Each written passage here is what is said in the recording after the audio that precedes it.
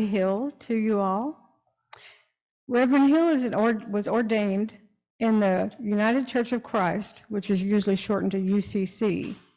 This denomination is small and very rare in the South, which of course we are in the South.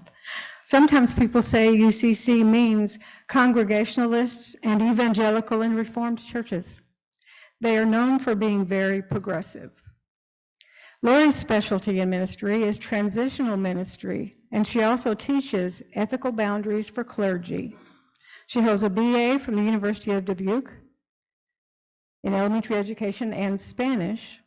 She has an MA from Butler University in personality theory and religion, and has a Master of Divinity from Louisville Presbyterian Theological Seminary. She's quite educated for us.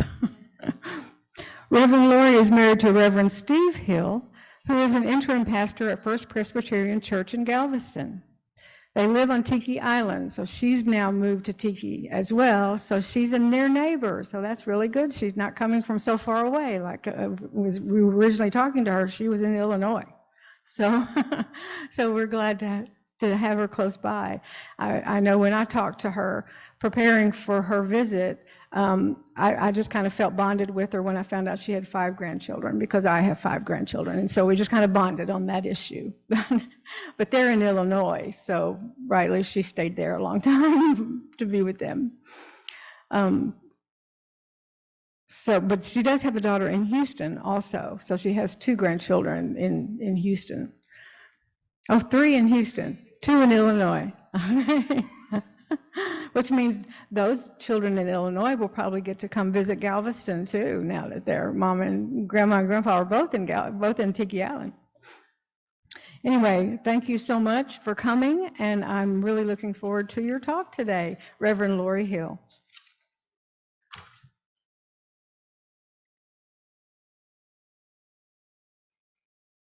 Thank you so much. I've been looking forward to this so much. I was telling people, some of my best friends are UUs. And United Church of Christ, sometimes, I'm sure you might have heard this, I don't know, because UCCs are so rare down here, but sometimes people call us Unitarians considering Christ. And that's kind of true for a lot of us, especially the clergy. We are very diverse congregations all over the country. We're mostly in the Northeast and Midwest, but down here, not very much. So therefore, I'm serving 2 Presbyterian churches now. One in South Houston, where I preach at lead worship at 9, and then I bolt down here to Westminster Presbyterian to lead worship at 11.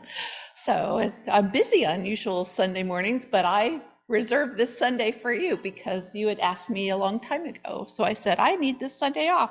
So thank you so much for giving me a Sunday where I don't have to drive and worry about 2 services. But not only that, but I really love the opportunity to get to know you, and this is just beautiful. It just always touches my heart when I come here. So I thought I'd start a little bit by telling you a little bit more about myself, and that was that I was born in northern Illinois, outside of Rockford, well, in Rockford, but then my parents and grandparents and everybody lived outside of Rockford in a little town called Winnebago. And Winnebago, it was not where the trailers or RVs are made. No, that's Wisconsin, but when I was 5, my dad was transferred to New Jersey.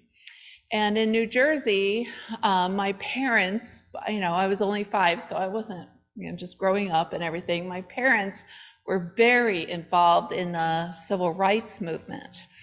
So during that time, I remember my dad going down into some of the, do you need this up? Oh, okay. Okay. So my dad would go rescue people inside of like race riot areas, and I remember being scared about that. And my mom made sure that I went to summer camps where I was the only white child. She wanted to volunteer, but she also wanted me to have that experience, which I had a blast. I didn't even think about, I knew I was the only white child. I mean, all the other people had different color skin than me, but it didn't really matter to any of us.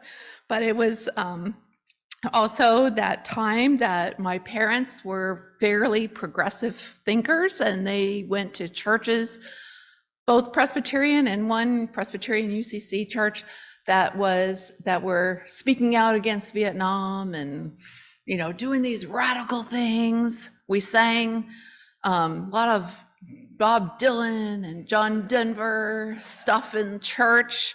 One church we met in the elementary school classroom, and kids did plays on the stage. That was so much fun.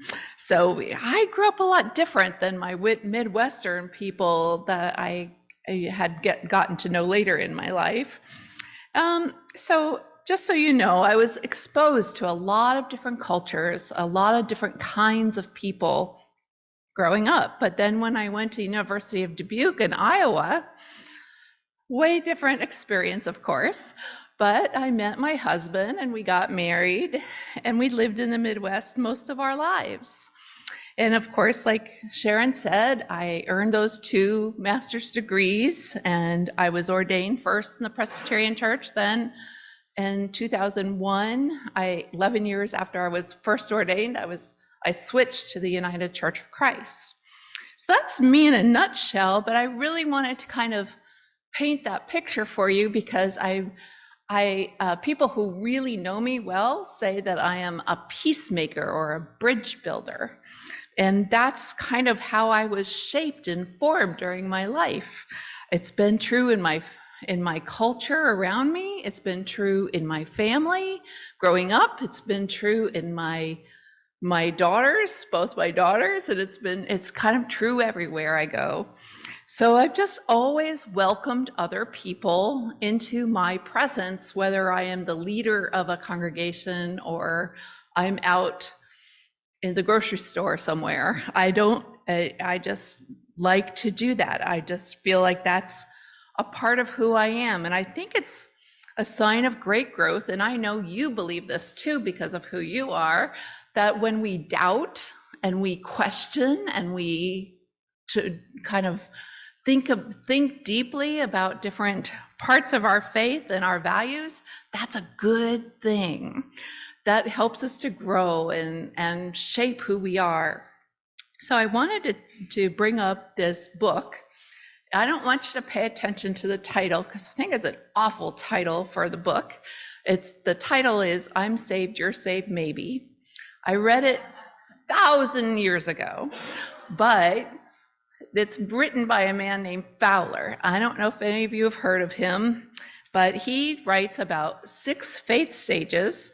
And I don't have time to go into the depth of all of them, but I want to just kind of give you a brushstroke about them, because it's really important, I think, to who we are. And the first is gaining trust. When you're born, you need to trust somebody, right? You have to learn to trust your parents so that you can kind of, grow.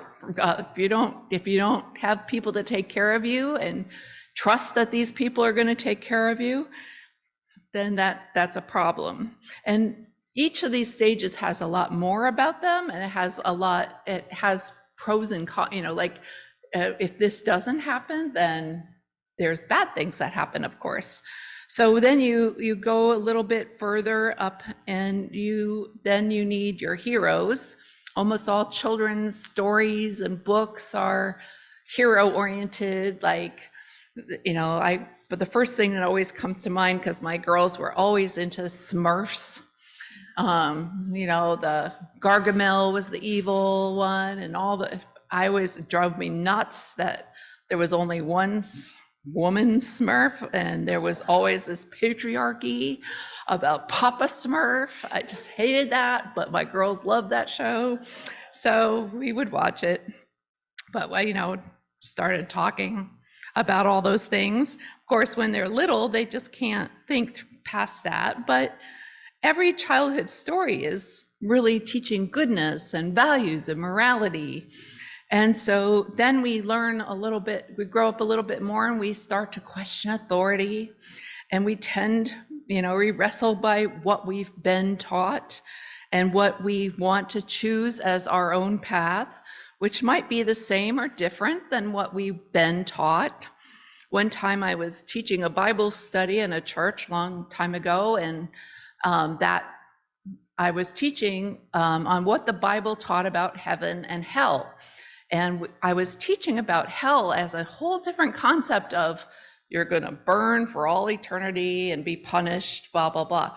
And after that lesson, one of the people came up to me and said, "That is not what I was taught." And I thought, somebody's still in stage 3 or 4 here, because she has not questioned what she is taught. Because that's what a lot of us do. We start to rebel against what we've been taught.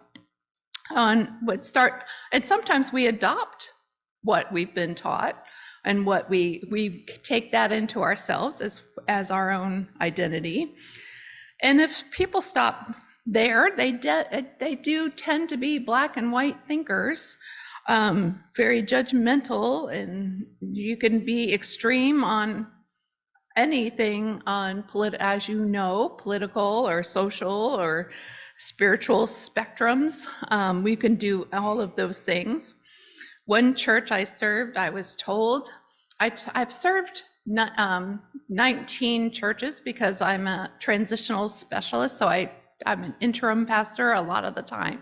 So one church I served, I was told that if I ever used Father for the name for God, I would be fired on the spot. Okay. At the same time, I've been told if I ever use Mother for God, I'll be fired on the spot. Okay, so then I'm thankful to know the parameters, so it's okay.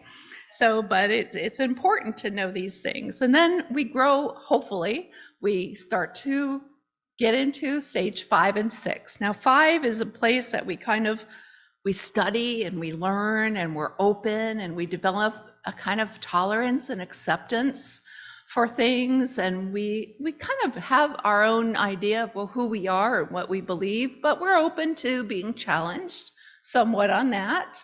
So we kind of grow and learn. I suspect almost everybody here understands what that feels like. And then stage 6 is, we just love all of life. Everything in life is beautiful. We don't want to hurt the blades of grass that we walk on. Everybody is so sweet and beautiful and loving and kind. And now Fowler says that's reserved for like Gandhi and that, these people. In Buddhism, it might be called reaching enlightenment. In Christianity, some people might call it the kingdom of heaven. For me, it's kind of when we reach all those top levels, our lives, we kind of feel that Narnia, that love, that ecstasy, spiritual ecstasy, that moment. And some of us here, I bet, I'm going to bet that all of you have felt that at some point. Maybe you live there. I don't know. There's been a few people in my life that I have felt that when I meet them, I feel, and I always want to be like that. I always want to be that kind of a person where people can meet me and immediately feel, I feel safe with her. She loves me. She loves all creation, no matter what. However, life pulls us back. You feel like that. You're feeling all nice and at one with the universe. And then your mother calls, or something else, something happens where you get stuck in a parking garage. And then you go, rah!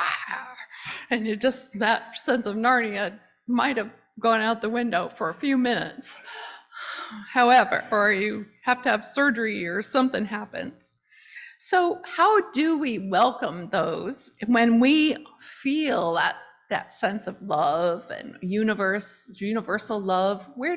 How do we welcome those who are different than us, who are what we might call the wrong and the difficult? Well, first of all, you have to realize we all are the wrong and the difficult to some people. You know, we are the ones who are wrong and difficult. So we have to be humble a little bit about that and understand that just because people are thinking differently than us doesn't necessarily make them terrible people. But first, so the first thing I try to do is I try to find commonalities.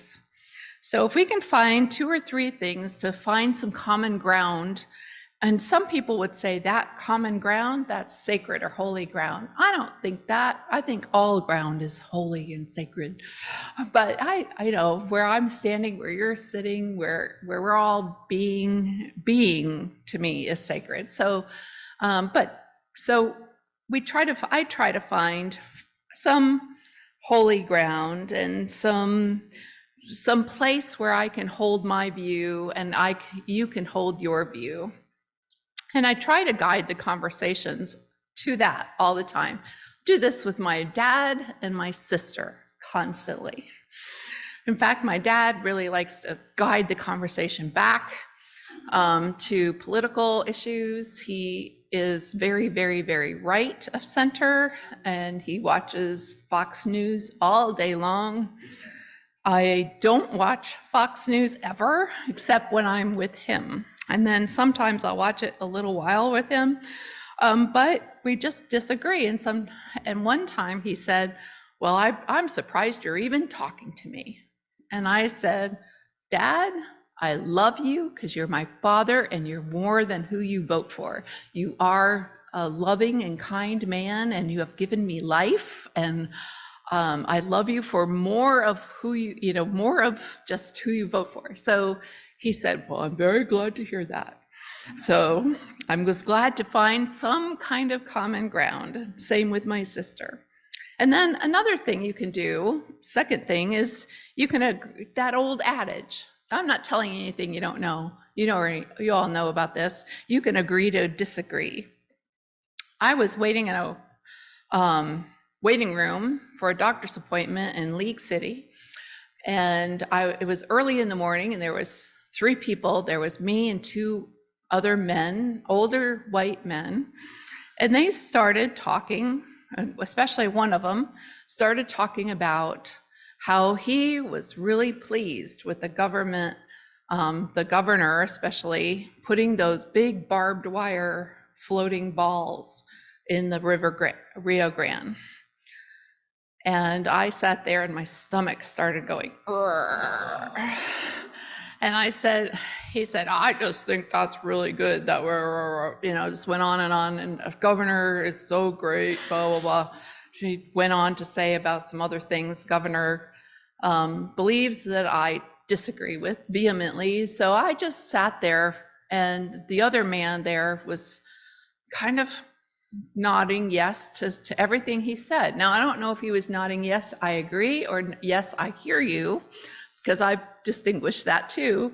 But there are some times where he did agree with this man. I was noticeably quiet, but they kept looking at me like, you agree with me, right? And I would just say, nothing. I was very, very quiet. One of the reasons why I was quiet is because I didn't feel very safe there. I didn't feel like if I shared my opinion, or even if I agreed to disagree, that I would be very welcome, or that I would be, lambasted after that, basically. And a colleague of mine said, well, I would have let them have it. I would have just told them why they were wrong and blah, blah, blah, blah. And I said, well, what would that have accomplished? Would it have changed their mind? She said, no, but it would have made me feel better. And I said, okay, if that's your goal, that's okay. But as time went on and they were still spieling some of the things that I disagree with, one thing that happened was that some other people came into the waiting room that happened to be people of color, people with different ethnicities. So what I did, I chose my statement to be, I picked up myself and my purse and my stuff and I moved over near them. And then I sat down. Both men raised their eyebrows at me and watched me do it. And then they whispered a little like that. And then they just stopped. Well, one man who was very close, I would say, he even sat close with his arms crossed and his legs crossed and stuff. He just crazy woman. And then the other man, though, smiled at me when they called his name for him to go back. And I smiled back. So I think there was a little piece. Now, you might have handled that different. However you handled it is fine. But that's the way I felt safe in handling at that moment. Sometimes we just have to agree to disagree. And the statement I made was of actually modeling who I was, and that I was not, even though I'm a white woman, I'm not automatically in their fan club. And I hear that a lot down, in amongst conservatives, like if you are white, then you're automatically Christian and you're automatically conservative Christian, right? Sometimes that happens with people. So I just set myself apart from that. And then my third suggestion is in welcoming the wrong or difficult, and this is the most effective way for me in my life, has been by and large the most effective. And that is to model behavior that I want other people to know about me, and sometimes it jars the heck out of them. I've been in ministry for 33 years. You would think, well, when I began in ministry, maybe I was naive to think that I was a trailblazer woman in ministry, ordained woman in ministry. Now, other had gone before me for sure, but I was still a trailblazer. Guess what? Not much has changed in 33 years. I'm still running into people that don't believe in women in ministry, and yet here I am. I exist. So my best way of changing minds has always been to be a kind of a non-anxious, kind, and competent presence in the presence of people who are in the conservative Christian tradition, which is different than me. And it actually helps them question themselves. One man said, how does the Holy Spirit give you all these gifts for ministry and yet not call women into ministry? I went, ponder that. Yeah, ponder that very question. And I see that. I see them, their thinking is like, wait a minute, wait a minute. And it really, really does help. Now, sometimes I go right back into what they were doing, but sometimes it does jar their thinking a little bit.